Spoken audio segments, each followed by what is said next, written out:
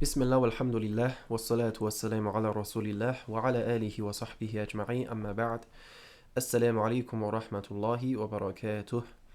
Dear brothers and sisters, welcome to the 21st, I almost said 21st century, the 21st episode of the Ramadan series, The Daily Revival, presented by Serving Islam team and your brother Isa Ma. Today's episode is about how to deal with fear according to the Sunnah. Fear is a natural and necessary response to any form of danger.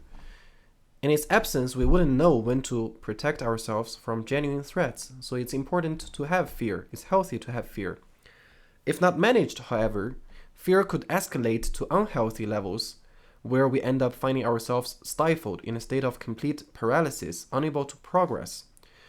Coping mechanisms, therefore, are essential. Mechanisms that work, and the following prophetic practice is one of them. Uqba ibn Amir radiallahu anhu said, as recorded by Imam Abu Dawood, بين أنا أسير مع رسول الله صلى الله عليه وسلم بين الجحفة والأبواء إذ غشيتنا ريح وظلمة شديدة فجعل رسول الله صلى الله عليه وسلم يتعوذ بأعوذ برب الفلق وأعوذ برب الناس ويقول يا عقبة تعوذ بهما فما تعوذ متعوذ بمثلهما.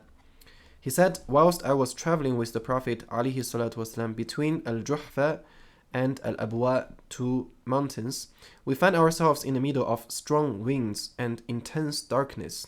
Right, a storm covered them. The Prophet ﷺ started to recite Surah Al-Falaq and Surah Al-Nas and said to me, O Uqba, seek protection using these two chapters. For protection cannot be sought in a better way than through them. There's no better protection than seeking protection from these two surah, which sometimes are called mu'awwidhatain, the two surah for protection. Mu'awwidhatain, they're actually called that. Whilst they may be two of the very first surahs of the Quran that you'd memorized, they are absolutely indispensable to your life generally and during your times of fear specifically. Speaking about these two surahs of the Quran, Imam Ibn al-Qayyim rahimahullah said, المقصود الكلام على هاتين السورتين وبيان عظيم منفعتهما وشدة الحاجة بل الضريرة إليهما وأنه لا يستغني عنهما أحد قط وأن لهما تأثيرا خاصا في دفع السحر والعين وسائر الشرور وأن حاجة العبد إلى الاستعانة بهاتين السورتين أعظم من حاجته إلى النفس والطعام والشراب واللباس. He said the purpose of this discussion is to display just how beneficial these two surahs are. You know, the greatness or the might of these two surah, and just how in need we are of them. Rather, he changed his word, how we cannot do without them, the necessity of these two surah. They have a particular effect when it comes to repelling magic, the evil eye, and all other evils.